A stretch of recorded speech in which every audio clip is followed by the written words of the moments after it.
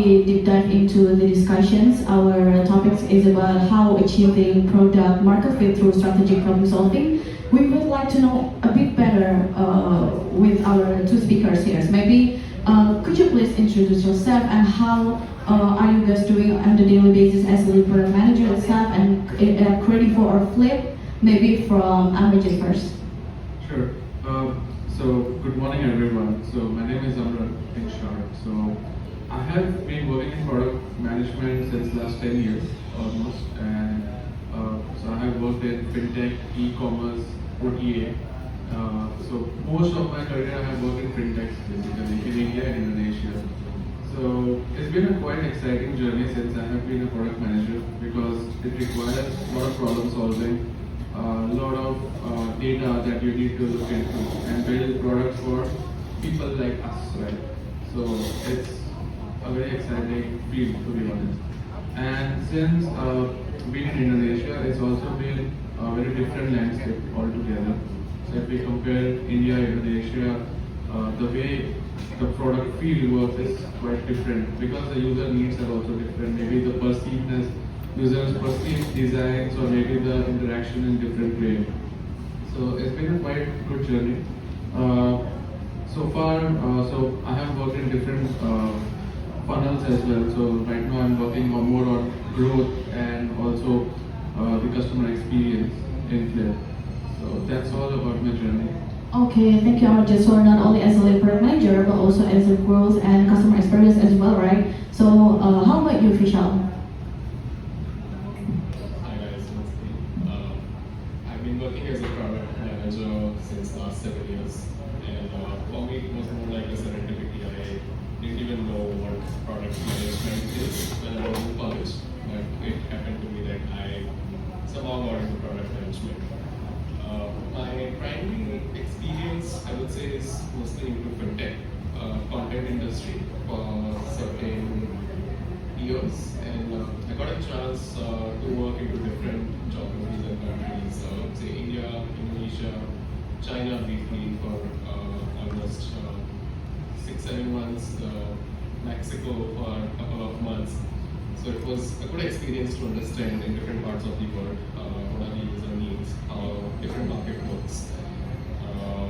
So that's about it on product experience. Right now, I'm working on app and growth. I would say I'm more like a user-centric person, so I mostly work on products which are where always users are involved, user-centric interface. And when it comes to product management, for me, I think over the years, what I have learned, product management is all about strategy and vision. Like a lot of times when we get into product management, we start working as a product manager. Even the DNA of the organization that we work in, it differs from company to company. So we start working on features per se. Like this is what we have to build, this is what we have to deliver. But the question starts from why. So why we have to do something, like why is the most important question. So always starts from the strategy of what you want to do, what you really want to achieve, and then what is the long-term vision. Then divide it into short-term goals and milestones. Feature building is the last part of product management, is what I have learned.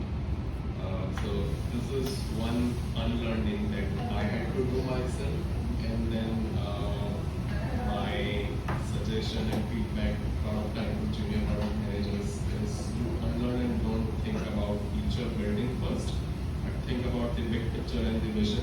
Think about the strategy first, like why we are here, what we want to do, and for whom we are building. So I think that's about it for product management as of now. What I've learned, I'm still learning, but yeah, that's it. Okay, so you already flew across the world. Yeah, as I see in the LinkedIn profile as a digital nomad. So as a product manager. So the first question is maybe talking about the strategy itself, the problem solving strategy, right?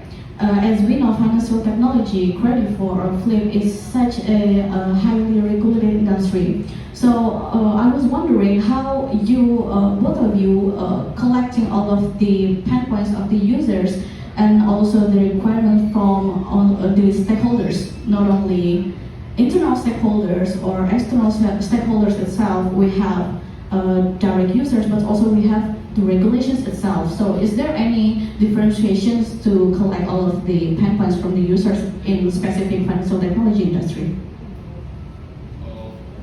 It is, as in working in financial technology space is always, I would say, it's a tricky part because there are a lot of regulations, a lot of bodies involved, right? Say in Indonesia, there is BI and OJK, so everything has to be compliant with all the rules and regulations. And then on top of that is always the government and the finance body of every government in every country.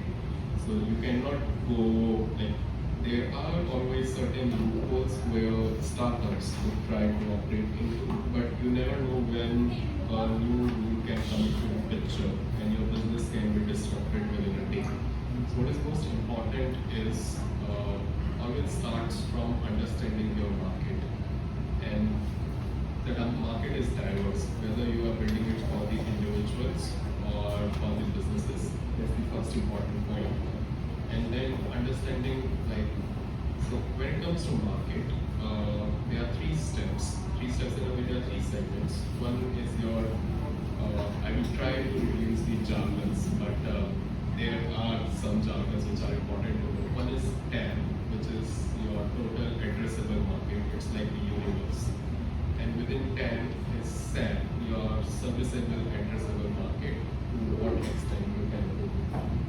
And the last subset is SO, like serviceable obtainable market where you can operate.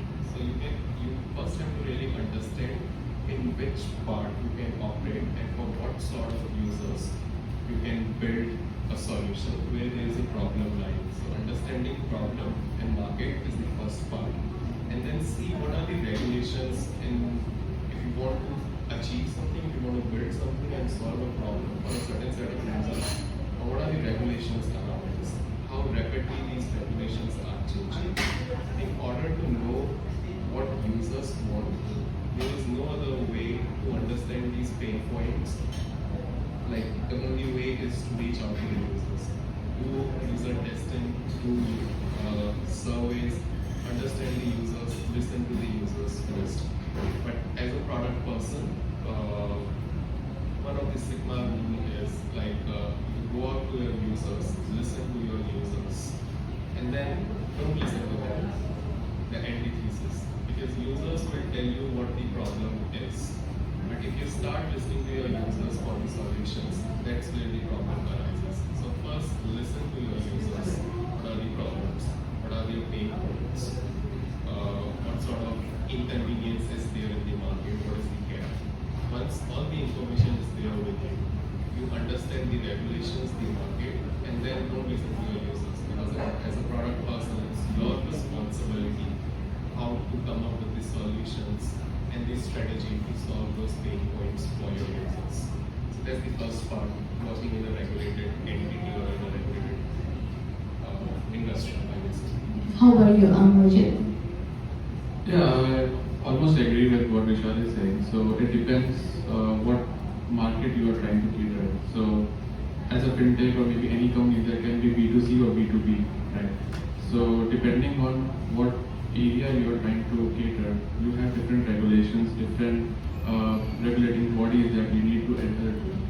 So let's say what is the one important point that Vishal raised was TAM. Right? So you always need to see what is your sizable market that you are going to target. What is the revenue that you are also going to get from the sizable market.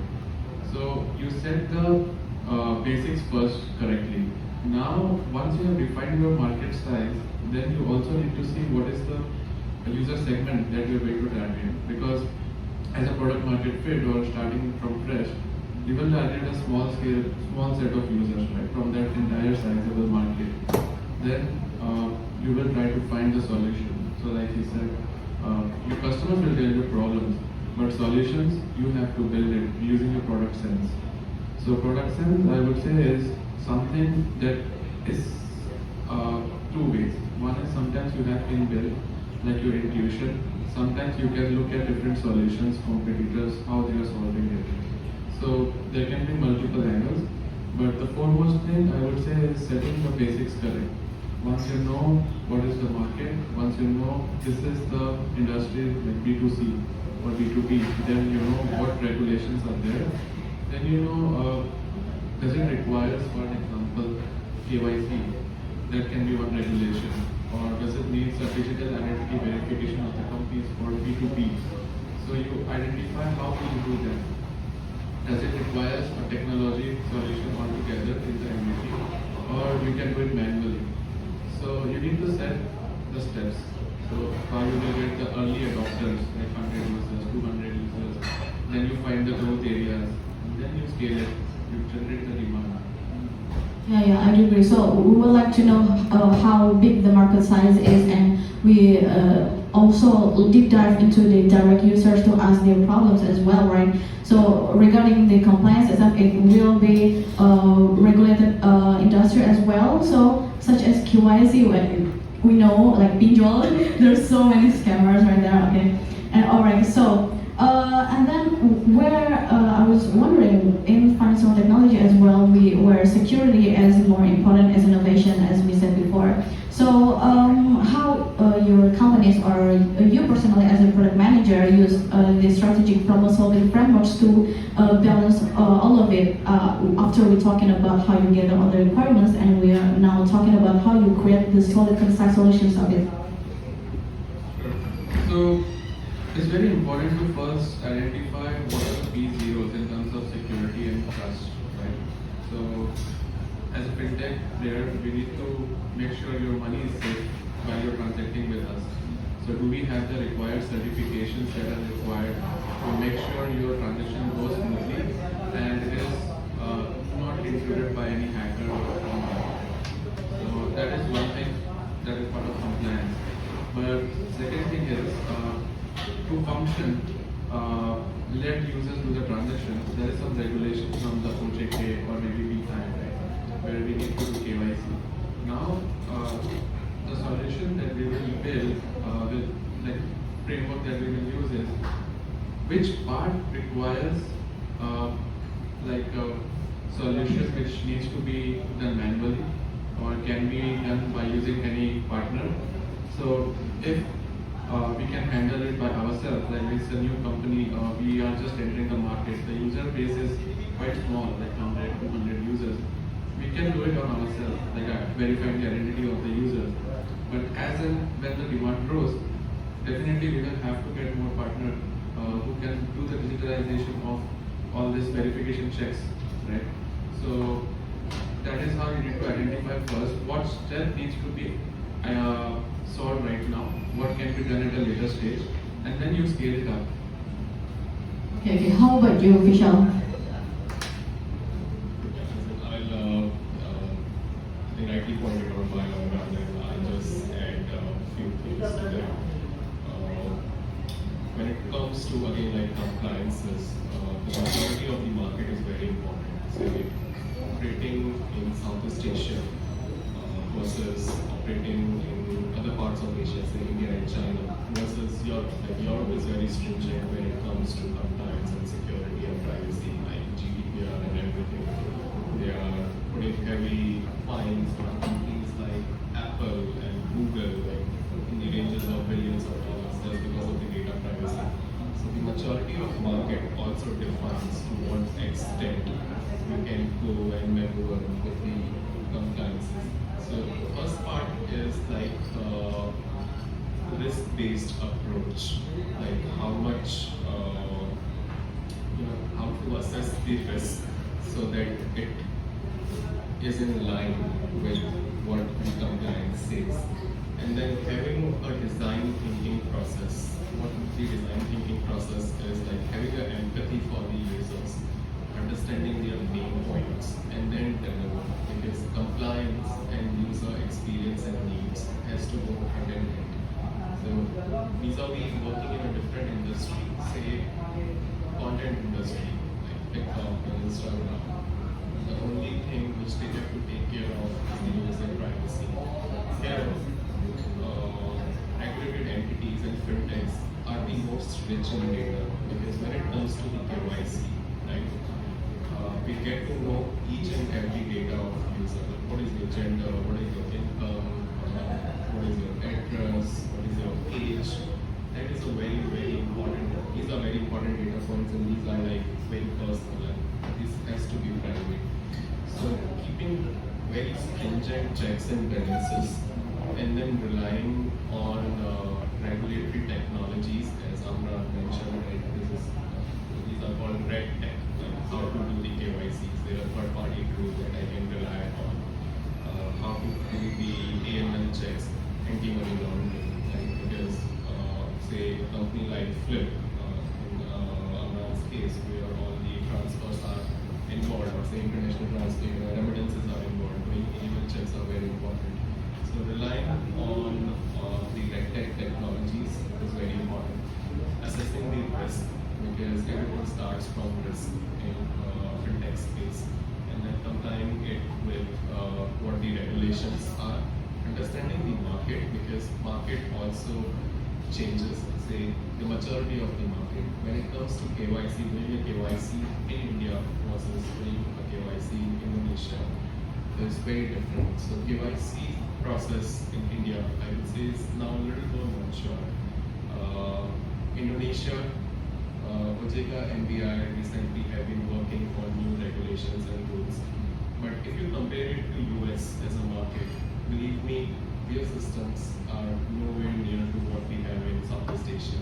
They are far behind, and there have been cases in the past, like just for a fact, Wells Fargo, one of the largest banks in US for ages, like 150-year-old bank, they, as in the entire reason the Wells Fargo came down and were bought by another bank because the KYC system in US was not stringent enough, and they were playing with those numbers.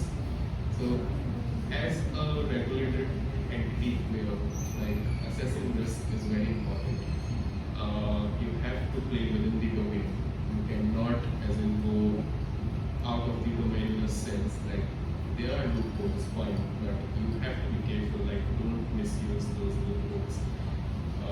Maturity of the market is important, and then making decisions as in through a design thinking process, which aligns with the user needs, the business needs, and as also the regulatory needs is also important.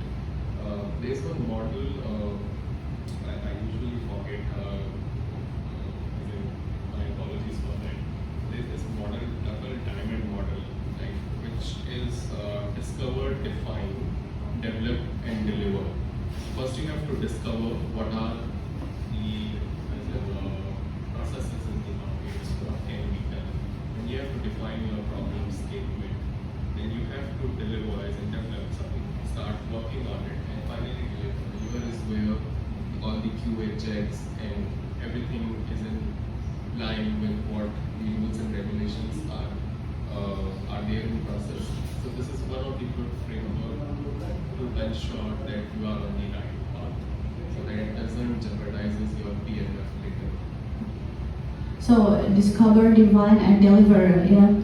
Discover, define, develop, and deliver. Yeah, okay, sure. So the strategy that Vishal use is something like that, and Amranjit is about how to create a prioritizations for the solution that you would like to create as in innovations.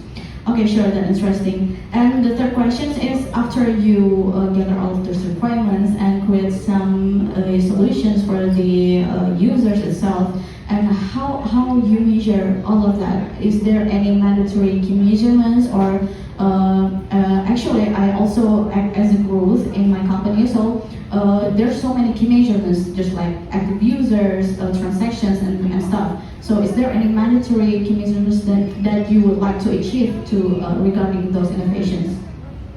Yes, I think it's very important as a product person to measure the key metrics.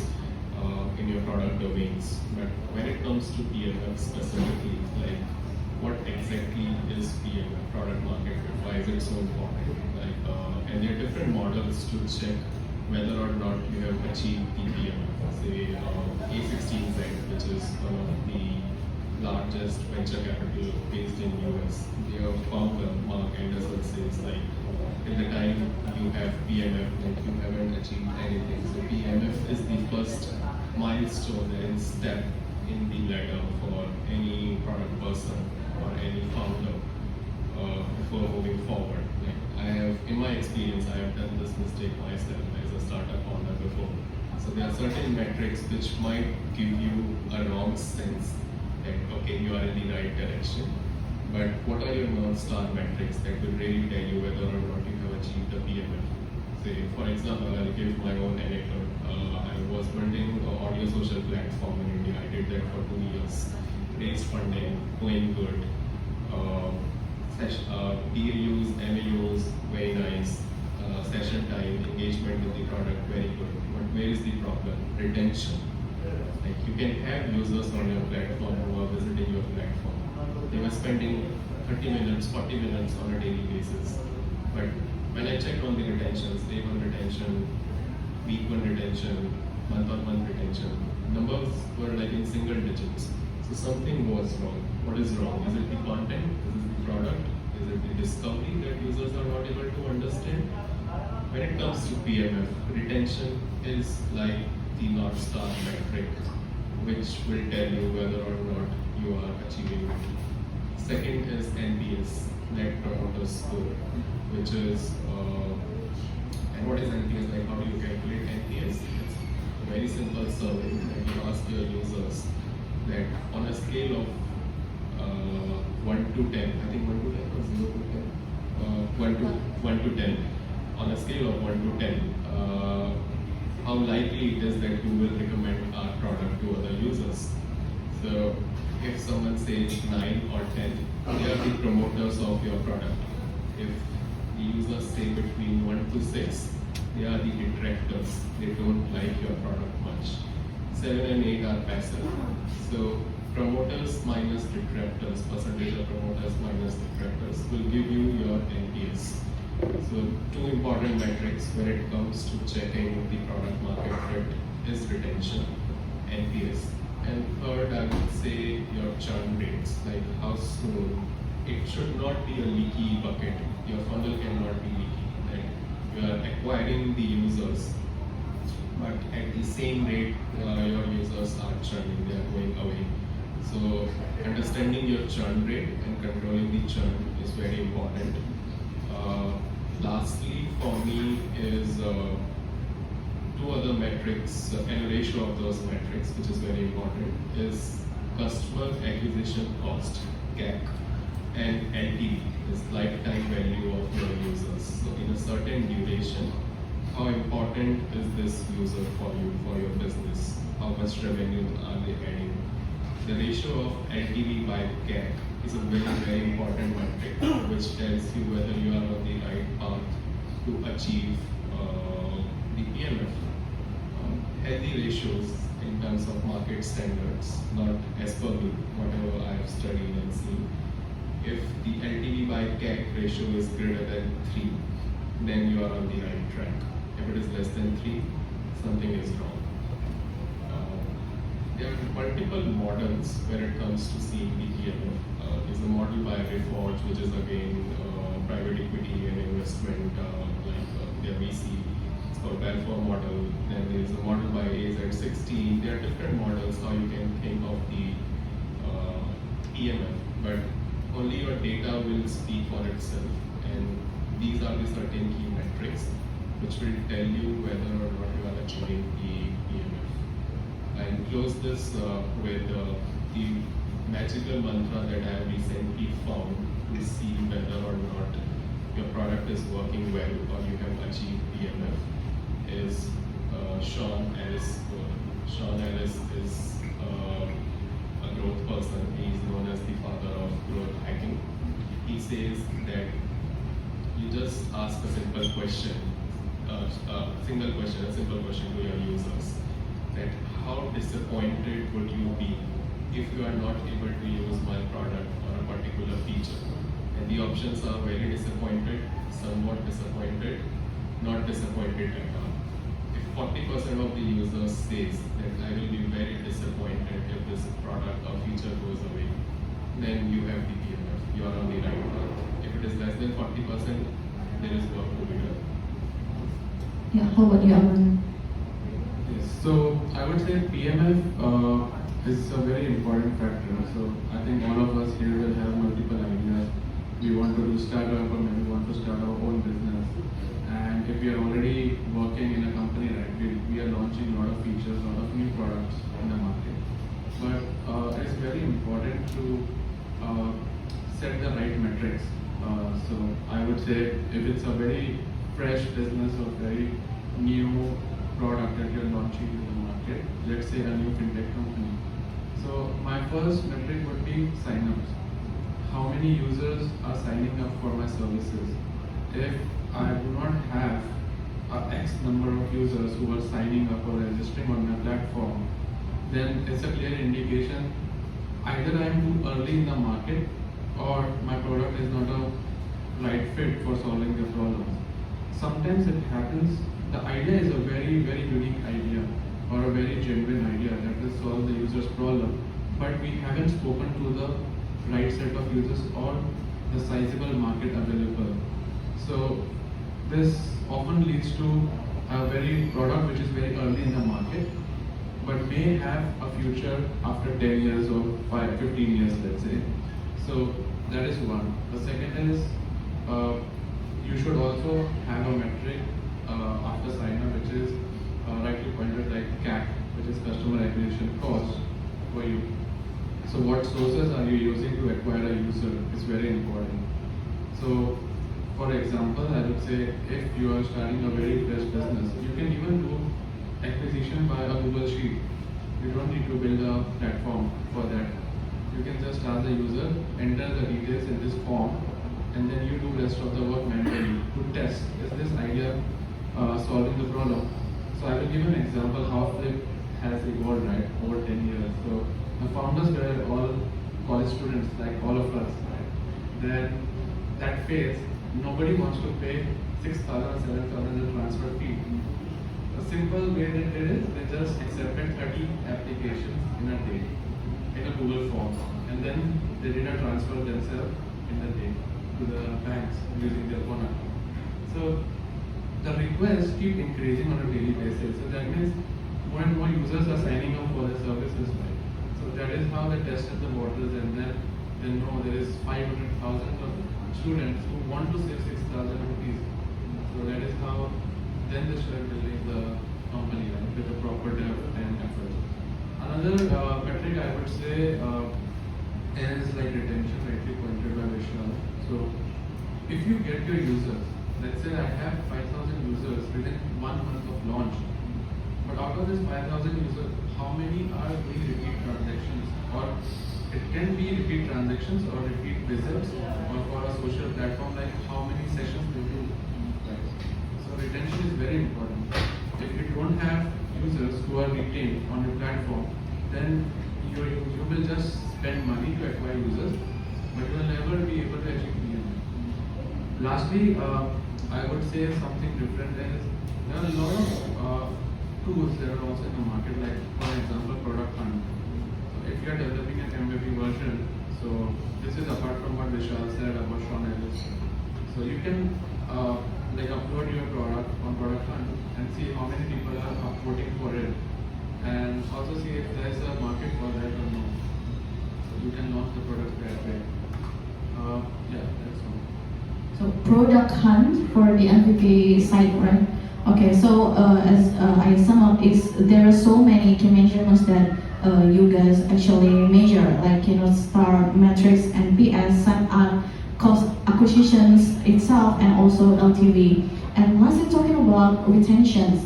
So we already talking about how we acquire the market, but the retention itself, is there any specific strategy to create the engagement or to upscale the users itself? Maybe such a Vishal said earlier, like gamifications and such. Is there any specific strategy for that? So retention, there are multiple strategies for that. But if you are talking about product market fit, there is a 4 level strategy that is quite easily available. The level 1 would always be like a entry level, right? So where your product is just entering the market, you have very handful of users. Then second is scaling up, right? So it's like a growth stage. So where you have demand starting to be generated. And third would be very strong indicator. So strong indicator is you don't have to spend a lot of efforts in marketing, but your users who are existing ones are your advocates. So they are advocating your service. And lastly would be a very extreme growth. Like you have hundreds, thousands of users coming to your platform. Now is the time how efficiently you build the user experience. So once you have achieved a growth, significant growth in terms of users, demand, then comes the user experience. Because if your user experience is a very messed up one or is a very it has a lot of frictions, then it will start dropping. So now I'll come to the second point for retention is retention majorly is driven by user experience. So how do you offer your users to do something in a simplified way? So the stickiness increases.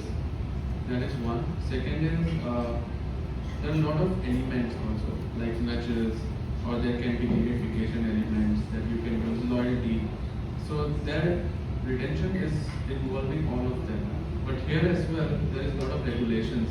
If we say, for an example, Indonesia, right? You cannot do a gamification element where you have roulette or something which is pretty like a part of gambling. So your loyalty factor also needs to be something very unique and very simple. So that is how I think we will do. Yeah, that's interesting. How about you, Vishal? And this is a tough one, I would say. So for retention, there's no right or wrong in my experience. It's just about experiments and again understanding the user needs. Like as Amran rightly pointed out, how do you define retention for your own product? Say, retention for a content app, number of users coming to your app on a daily basis, daily active users is a very important metric for that. Time they are spending on your app. Versus if you compare it to the OTA industry, so ticket.com or travel.com, and you don't expect users to come to your app on a daily basis because it's a low frequency usage, high ticket volume probably, like if you book your hotels or flight tickets, higher lending but low frequency. So is measuring the retention on a daily basis the right way to do it? Probably not. How frequently your user is coming to the platform in a month or in a quarter and then they are booking the tickets. Like then if you take example of Gojek or Grab, how frequently users are taking the rides or ordering the food. That is an important metric to tell you how well your retention is working. In our case, say Kredivo, it's a buy now pay later product, right? So we don't expect our users to take loans every day. No one does that. But the transacting users, monthly transacting users, is an important factor to give you a sense of how well your retention is working.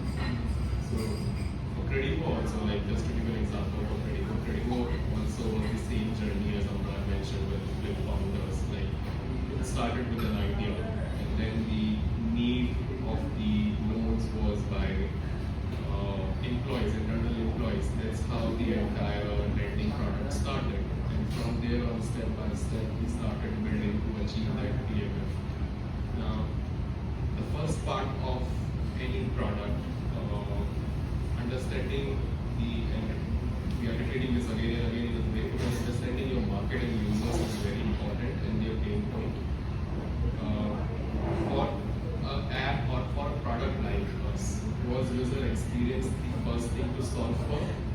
Probably not. Like lending money, because anyone can give money if you have money. But whom to give the money is the important question. Like how to do the underwriting, how to understand the risk. Now I have given the money. How to take this money back? So collection is the most important. So in any lending business, to go on the right path, first is the underwriting and understanding the risk. And then comes the compliance and regulation also. And then second is the collections. Once you have solved for it, now through what medium you are driving, what is the distribution medium for you to give all these things is the app. So over the time now you have to enhance your user experience. So in the initial days, in the nascent stage, say for first 2-3 years, probably user experience was not the most important thing for Kredivo. What was important to understand whom to give the loan and how to get this money back. Now, since everything revolves around app, improving user experience of app, making it more simplified, intuitive for the user, your user journeys is very important. Now the retention on the app is important. So how many users on the app are coming on a daily basis? Why this is important? Because what are the repeat use cases on Kredivo? You will not do biller transactions, say by wholesale data on a daily basis. You will not take loans on a daily basis. But what can you do? What is that use case with Kredivo that can be done on a daily basis? Is curious. Kredivo enabled curious. Like it's not there for the time being. Again, because of compliance and regulatory changes. So this is one area like your business can change overnight if you are not compliant. Kredivo have to remove curious. We will again get it back. We will work some other part with some other partners. But curious is one use case because you are doing multiple transactions on a daily basis, a lot of offline transactions. Buying a drink, buying a pack of cigarettes, anything. Right? So you do curious transactions. So curious is one use case which drives your retention on a daily basis. So solving for retention is a step-by-step process. For a content app, say I gave my own startups example. What is important for a content app to retain users on the platform? Is it the experience? Is it the type of users you are going to target? Or is it something else? In a content industry, content itself is the key game. Like you have to have the right content on your platform. Otherwise, users will not come. The users were spending half an hour on the platform, but they're not coming the next day. Why? Maybe problem with discovery. You are not able to understand what this product is about, where to find the content. The content is not right itself. Right? So industry-wise, your retention parameters will change. How to really define retention for you? In what duration you should check that retention? Whether retention is the first thing to check for when you start your business. Definitely retention is the thing which will tell you are you achieving PMF in the long run. But market trends can keep changing and you have to be up with the market trend so that your PMF is always on the line. So understanding retention in that way I think it's important. And then finally iterating on top of it in terms of whatever you are doing, whatever new features we are building. But again, asking the question every time like why I am doing this, why we are doing this is very important. And constant feedback loop from your customers is the only way to get that insight. Like, are we doing the things the right way? Because we are not building products for ourselves. We at times, as product managers, we sit in a room, we think, let's do that, probably this will solve the problem. And then there comes a sense of bias that this is a problem for me. It doesn't mean it's a problem for your users also. So you have to understand the problems from your users only. A constant feedback loop and keep checking the NPS at a regular interval is the way to understand that we are on the right track and we are going to get the Okay, sure. What is a strategy from Amran and Vishal? Maybe before we would like to end the stations, maybe is there any questions from the participants to our amazing speakers? Okay, sure. First of all, thank you so much for the time. My name is Taufik. I'm currently working in fintech, so actually I want to ask some questions related to the things that I analyze. So as you know that in Indonesia, that we have a lot of unbanked people. And my question is, do you consider this as an opportunity or as a threat? And the second one, as we know that we do have unbanked people, I also think that it makes us have low financial literacy, which means that when we want to drive product innovation, we need to keep in mind that those people might not understand the overall things that we want to serve them. So my questions, how you analyze this kind of phenomenon to make sure that the product that you build is product market fit and actually will be used by those people, knowing that they might not really familiar with the things that you introduce to them. I think that's all. Thank you. Thank you, Taufik. Maybe the question is how you analyze to make sure that the feature that you build is used by those people, especially for someone that doesn't really know exactly about the feature itself. Maybe from Amran? Sure. I would say it's a big opportunity. So to answer your question, you have unbanked population, but they're still doing transaction. So let's say for Indonesia, in tier 2, tier 3 cities, maybe they don't have an access to bank, but they do have access to koperasi, like a small system which is similar to bank. Then they also go to warrants, right, to do the transaction. So warrant owners are helping them, assisting them to do the full sort of or maybe doing sending money. So let's say they give money to the user, like the warrant owner, and then they transfer on their behalf because they know how to do it. So opportunity is still there. Now comes the question, how do you solve it? Because majority of the companies are operating out of Jakarta, let's say or Java. Indonesia as a country is a very vast and very segmented one. It's like 17,000 items, right? So reach is very important and very critical factor. Now comes to second thing is I think how to analyze or grow from there. So there are a couple of companies. So I would say like similar problem was in India as well, where we have unbanked population. They do not have any credit history or credit score, or they do not even have the required documents, or they don't know how to open a simple bank account. How do you make it very simple? Let's say for an example, ATM, right? So how they tap into this market is simply giving a QR code where users can go to a warrant kind of a setup and log in, and then just warrant owner will just use an Aadhaar setup where they will just enter their KTP kind of number and they will verify. So in one click their account is open. Similarly, how you can do it here. So that is one step. Second is like for let's say sending money, right?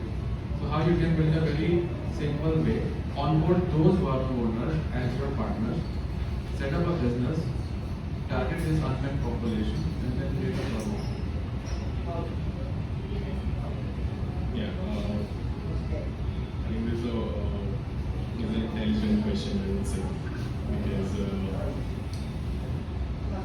as any financial service provider or as a product person, this problem cannot be solved in silo in a way like, okay, I know the problem, and everyone knows this problem, that there are unbanked population in Indonesia, not just in Indonesia, like in this part of the world, Southeast Asia, like how our markets have evolved over time, and a lot of,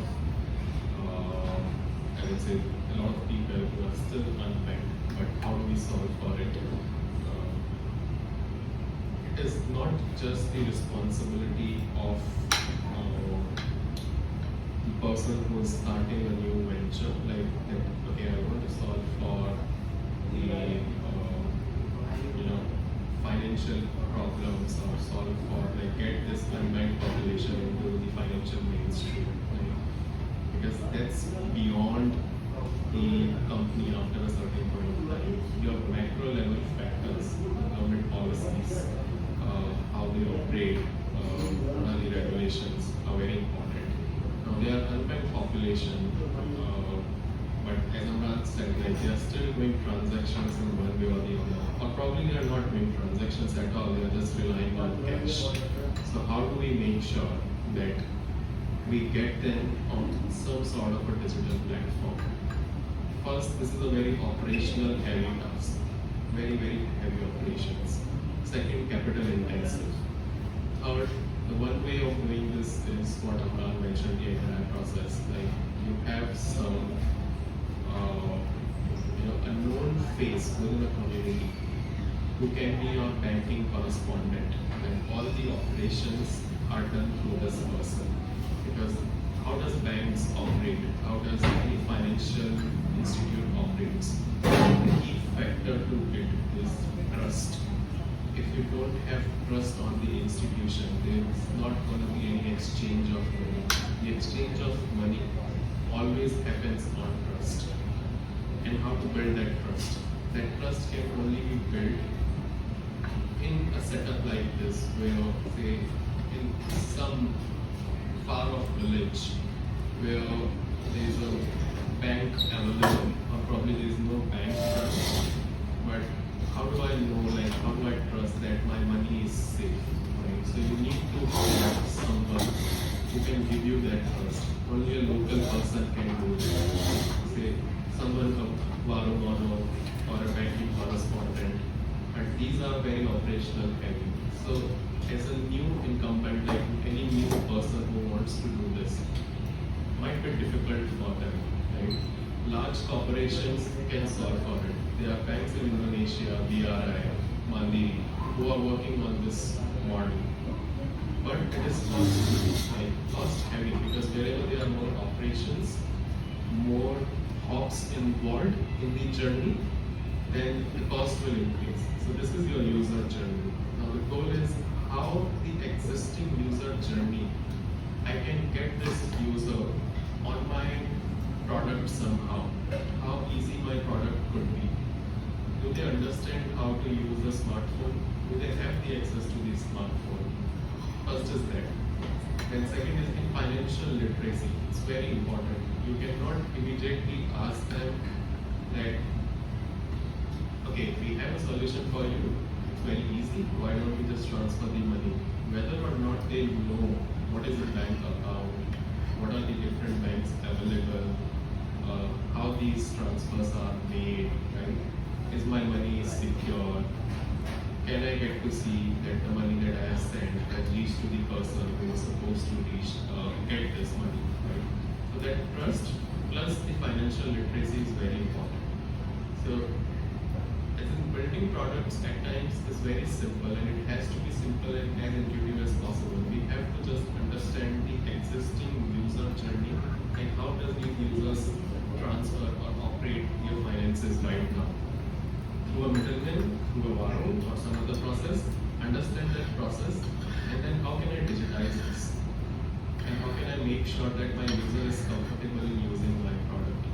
It's not a one-day's job, I would say, to answer. Probably, I don't know whether it has answered your question correctly or not, but this is a big problem, not just in Indonesia, in countries like Vietnam, Philippines, India also till date.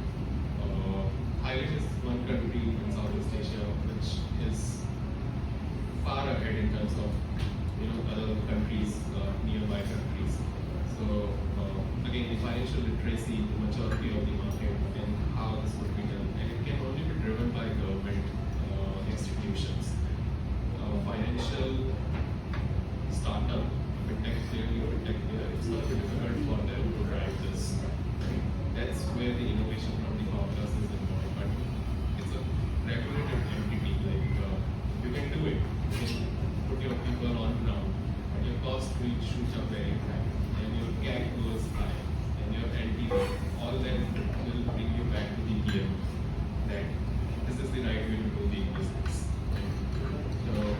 a big problem, but this will take time to solve. Financial literacy and macro level factors are the most important to achieve this. Okay, sure. Is it answering your questions? Okay, sure. Okay, Taufik will get a prize from Panitia, yeah? We have free ticket to Indonesia Product Conference at September 25th for Taufik. Round of applause. Thank you. Maybe due to the durations, we will end up the sessions. But before we end up the sessions, maybe there is a closing statement from Amran or from Vishal. Maybe from Amran first. Sure. So my suggestion would be, whenever you have an idea, do validate it.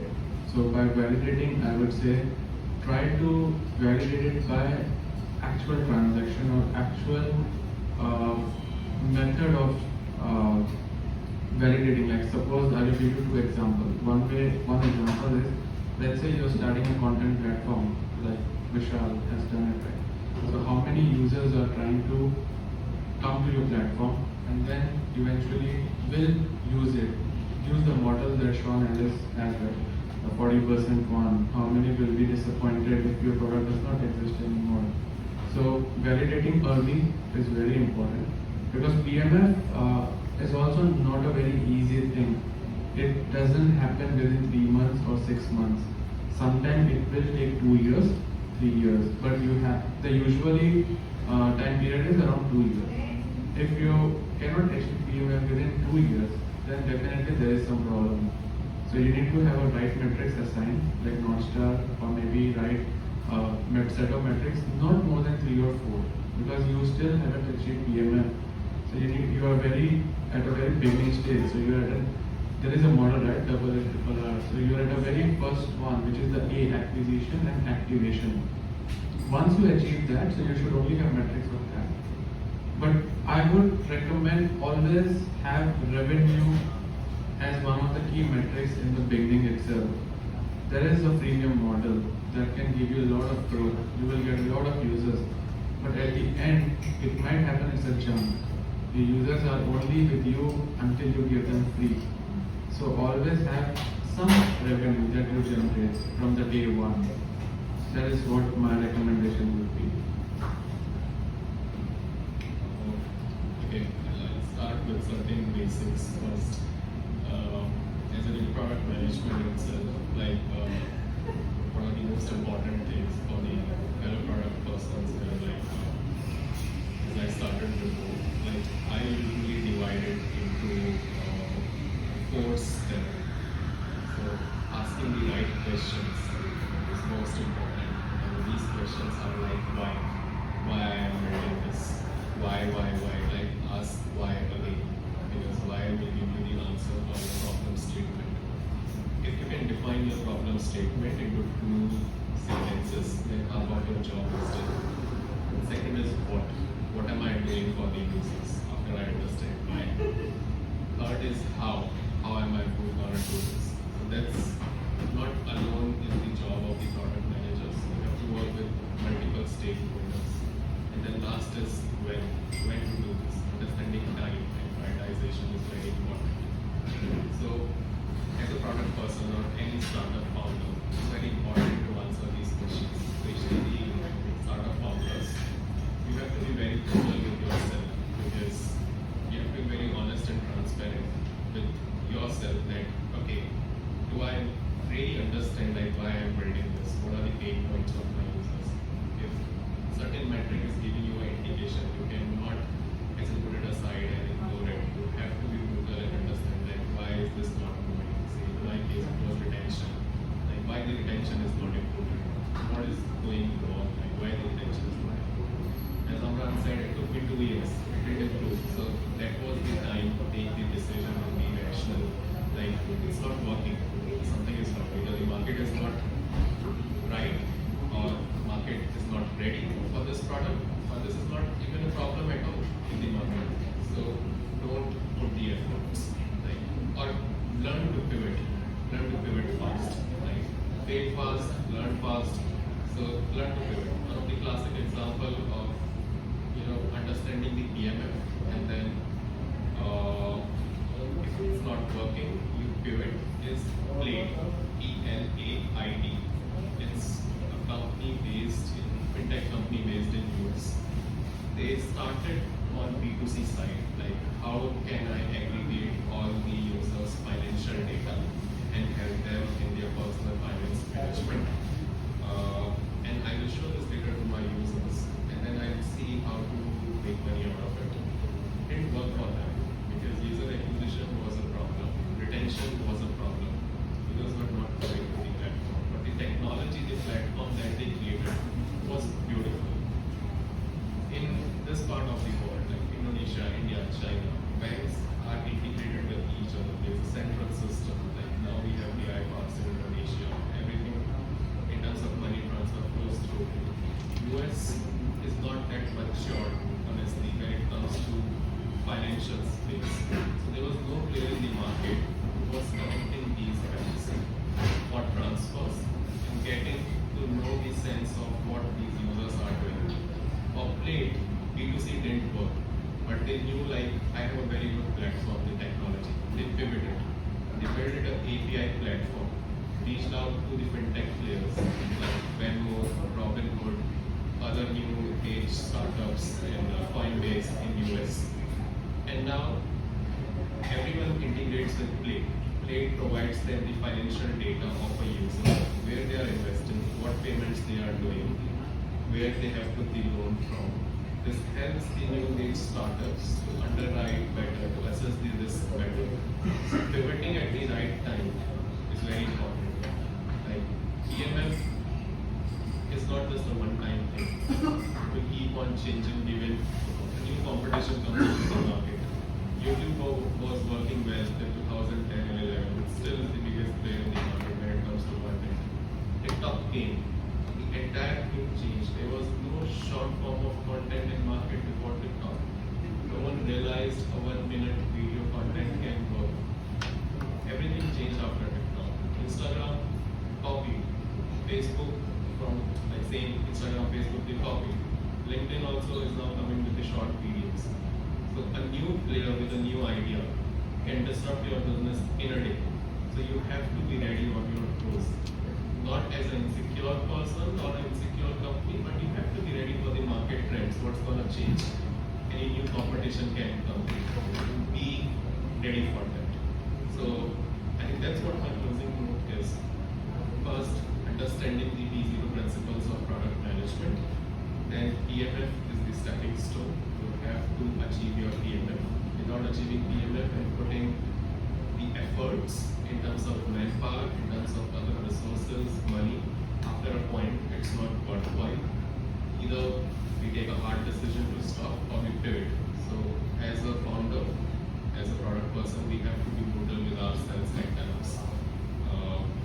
And yeah, I think and keep understanding the market trends. That's very important. For a space like us, like working into a regulated entity, transparency and trust are very important. Like we have to be very transparent with our users.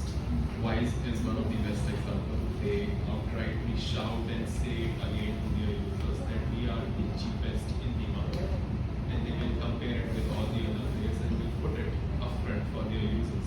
We are the cheapest in the market, so they are very transparent to the users. That's their USP. So being transparent and being trustworthy in a regulated entity is very important. That's what attracts the user, other than all the other factors. So that. Okay, thank you so much. So understanding the users and stay relevant to the trends, yeah. So maybe that bring us to the end of our session panel discussion today. Thank you so much, Amran and Vishal, for your time, and thank you so much for the ideas for coming. Maybe for the audience bisa langsung ini aja ya, pesan aja langsung nanti. So in the end of our sessions today, I hope we are working well with a new perspective and ideas in product management. We're already talking about how to create product market fit through strategic problem solving. So I hope we can connect each other after this session as well. So feel free for us to connect each other. And thank you once again and have a good day. Thank you.